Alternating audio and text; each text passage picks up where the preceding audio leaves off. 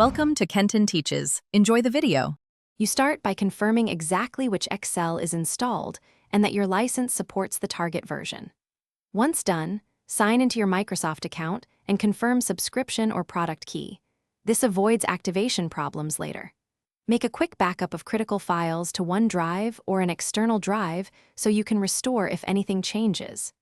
Then, choose whether you will upgrade via Microsoft 365 portal, use an offline installer, or install an older version. Pick the method that matches your license. Next, remove the conflicting version when necessary. Go to Settings Apps and uninstall Office if switching major builds. After that, download the exact installer tied to your license. Microsoft 365 portal for subscriptions, Office download for perpetual licenses, or an official offline ISO for isolated machines.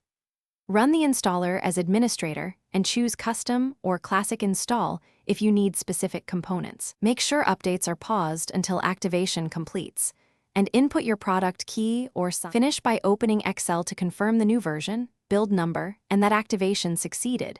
You should sign in if prompted. Then run Office Update, File Account Update Options Update Now to ensure security and compatibility. Reinstall any add-ins or custom templates that didn't migrate. If something goes wrong, run the repair tool from Settings Apps Modify for Microsoft Office. This fixes corrupted files and activation issues in most cases. If repair fails, retry activation with your product key or contact support. Thanks for watching. Please subscribe if this video was helpful.